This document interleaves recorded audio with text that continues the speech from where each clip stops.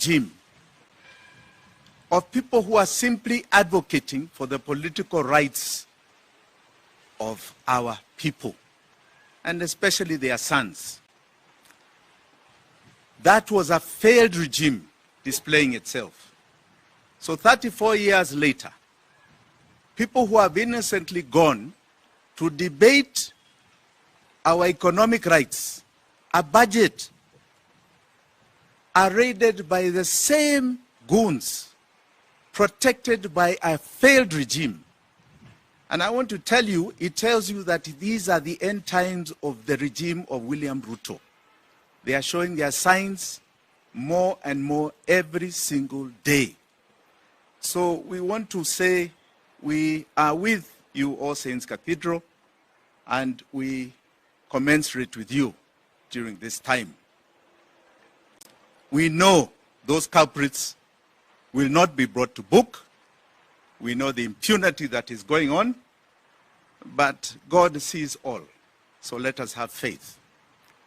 The second thing I want to talk about is the finance bill. I want to call on a total rejection of the finance bill. The finance bill is hoping to levy taxes of another 120 billion shillings from us. We cannot afford it. This is money that is not going to help us. The budget is not a people's budget. It's a budget premised on sustaining illegal borrowing and a government continuing its impunity on us. I urge Kenyans, I urge Parliament to completely reject this finance bill. Kenyans can no longer, you tell us it is not direct tax to us. We know at the end of the day, we are going to bear the burden of that tax that you put on anybody that manufactures, anybody that imports. That cost comes. So don't try and fool us. Don't try and fool us.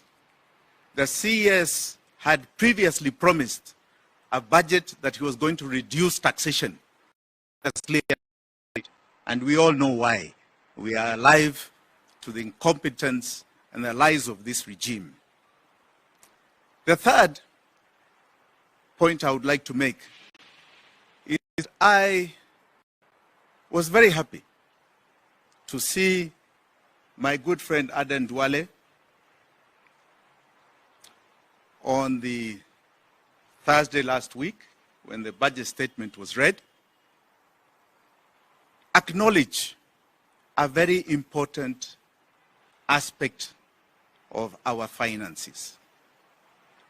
Aden Duale, who as you all know is an insider in this regime, is a CS in this regime, and previously Aaron Cheriot, accepted a very major thing. He said that there has been illegal borrowing, and he attributed it to the Uhuru regime period. Thank you, Aden Duale. The assertion we've been making about ODS debt. Now, if that is the case, why does this regime pay for illegalities? The only reason you are paying for those illegal debts that you are claiming exist, and make note, these illegal debts have been even mentioned by the Auditor General, by the Controller of Budget. The only reason this government of yours is still paying those illegal debts is because you must be accomplices. You are together in that illegality, and if not, prove to us that you're not by stopping to pay those illegal debts you are claiming were done by Uhuru Kenyatta. Cut them off today, Bwana Duale. Cut them off, Bwana Badi. Cut them off, William Ruto. Cut them from this budget instead of coming to charge us more taxation through the finance bill. Kindly cut them off to prove to us that you are not part and party to those illegal debts that you claim were taken during Uhuru Kenyatta's period. There's something else Aden Duale said. He said that this regime of theirs, under William Ruto, is not taking illegal debt. And this comes to my fourth point. If you look at what is called the budget revenue estimates, which we are going to circulate copies, those copies are going to tell you that in those budget estimates, according to Article 220 of the Constitution, they constitute the revenue estimates, the taxes the budget is going to collect, the grants and the loans that they wish Parliament to pass in this coming financial year. If you look at them, and we are circulating these copies, you will find there is an aspect called domestic debt, domestic loans, domestic borrowing. In the budget statement last week, CS Bandi said that they are going to borrow 1.03 trillion in the domestic market this coming financial year.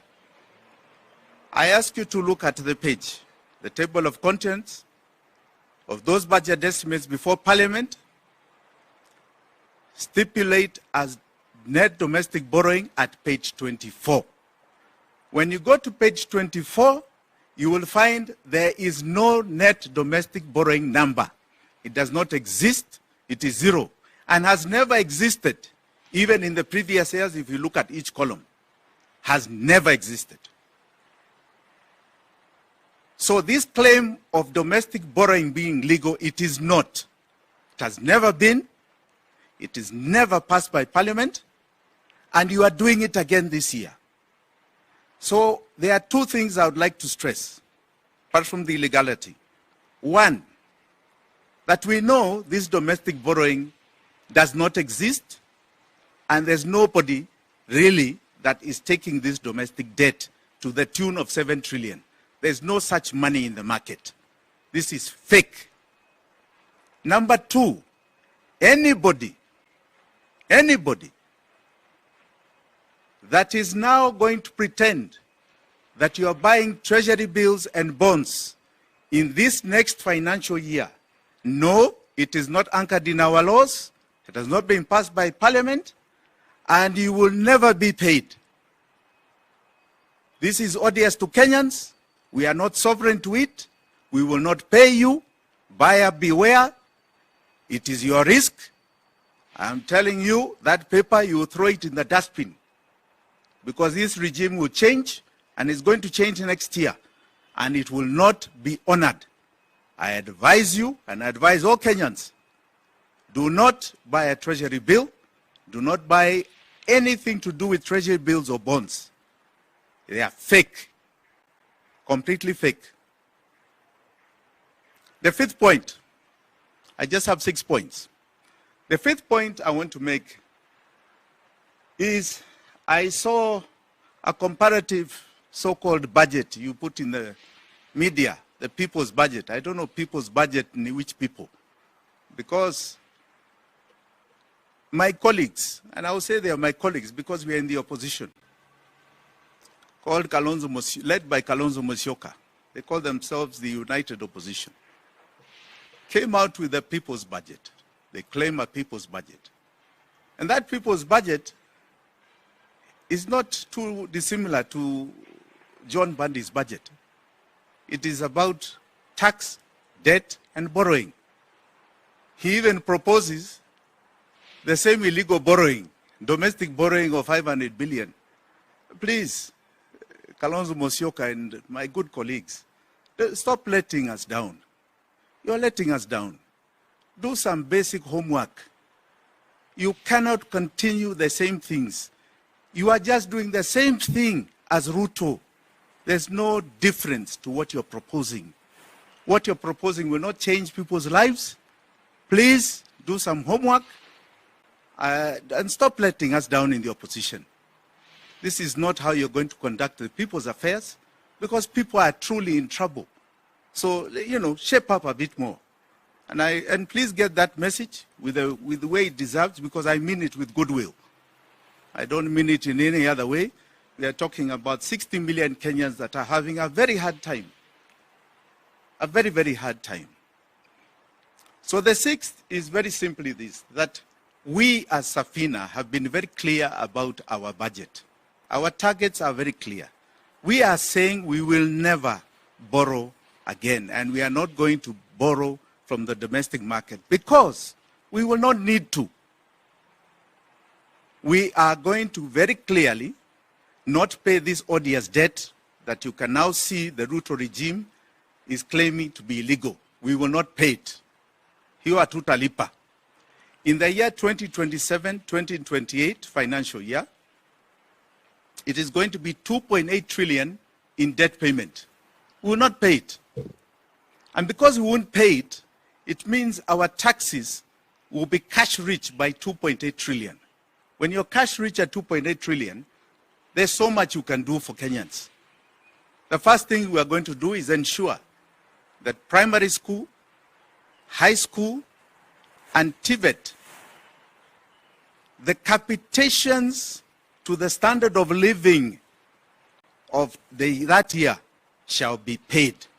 We have estimated that to be just under 400 billion shillings. We shall pay it from that money we are saving from paying debt. So no parent shall take from their pocket money towards primary school, high school, or any TVET program. We shall talk about universities later.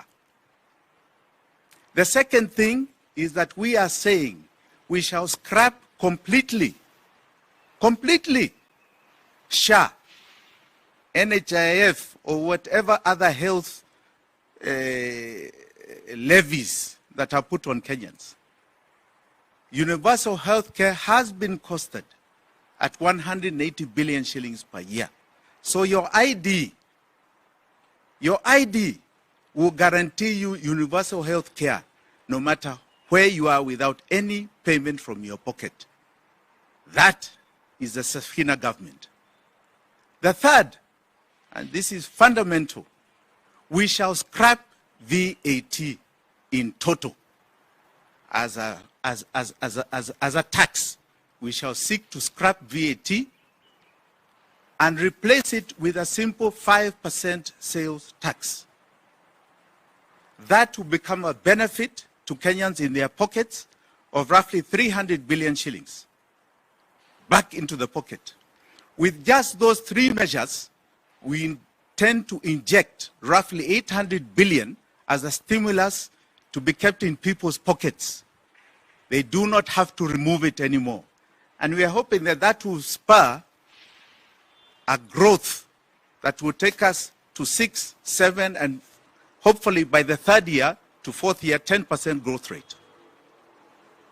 But the biggest carrot is going to be the fact that we are not going to borrow domestically.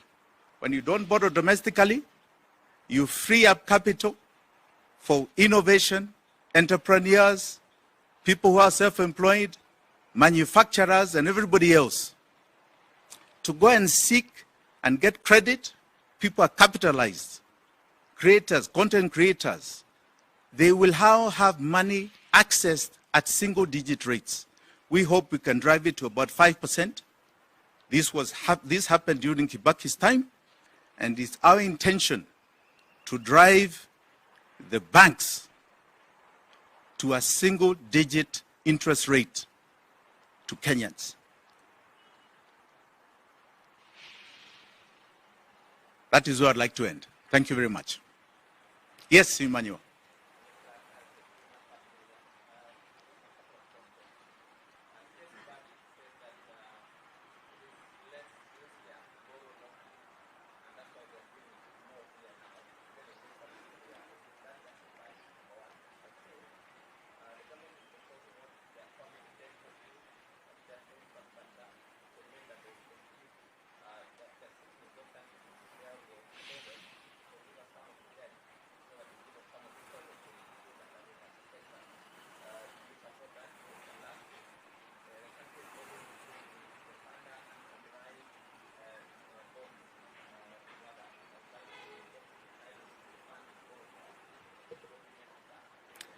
That's three. Number one, Emmanuel, about domestic debt.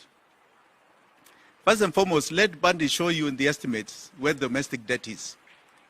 Because in the budget estimates of revenue, domestic debt does not exist, so that he can assert that it is at a less risk than any other debt. Number two, you know our laws say you are to borrow for development. Domestic debt is the most expensive debt you can borrow. So why would you borrow domestic for development? It is averaging about 10%. Foreign debt at most, concessionary, goes for 2%. Whether it's Chinese, whether it's bilaterals, and it is offered liberally. The only risk is currency, and you can do the variations. I can assure you it is less risky, less costly to Kenyans. Because remember, that interest rate we pay from our taxes. So the burden is on us. So he's telling a lie. The third are these things of debt swaps. Those are all good ideas. Samurai bonds, these are all debts. We don't need debts in this country. We are paying illegal debts. We don't need any more debts. And all those swaps, all those things they've been telling us for the last 3 years, they've never happened. Because our balance sheet does not allow it. Anybody who looks at us can see that we are bankrupt. Nobody is going to do any debt swap with Kenya. They've been talking about it for the last 3 years. It don't happen. So let them stop lying, giving us language. You know, we know the treasury's coffers are empty. We are bankrupt as a nation, and that's why they are seeking to bankrupt us as citizens. So, any other question? Yes.